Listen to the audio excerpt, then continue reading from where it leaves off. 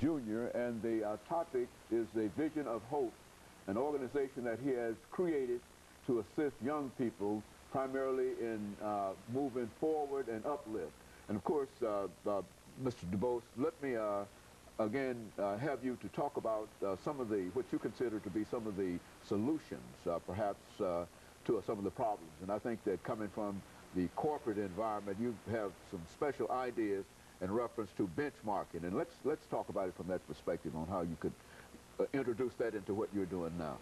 Okay, what we've done, we've tried to look at, to utilize the benchmarking process, we look at several other organizations in several other cities to see what they were doing, because the universal problem that we're dealing with is not Nashville specifics. So what we're trying to do is come up with a program, come up with an organization that wears the policies and procedures that we're trying to institute here in Nashville with Vision of Hope. They will be universal. They work everywhere because it's every universal problem. The areas or the cities that I'm primarily benchmarking now is Chicago, Atlanta, Akron, Ohio, Cincinnati, and Moss Point, Mississippi, because we have a problem there, and I have people that I communicate with on a weekly basis, and we kind of look at measurements, where we are, where we need to go, and what we're doing.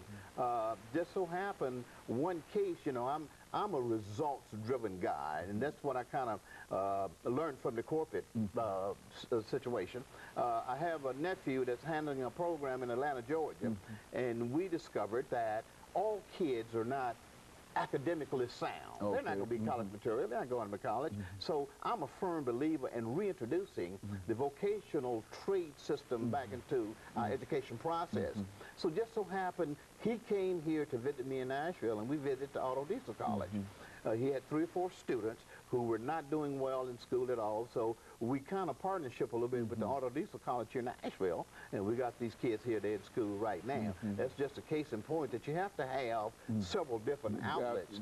And what I've tried to do, and you asked a question earlier about sources and partnerships that we've kind of partnership with to kind of feed a system for us to supply our kids for us. And namely, one is the Metropolitan School System, where I sub actively now. I've been doing that for 3.5 years. I also use Department of Children's Service.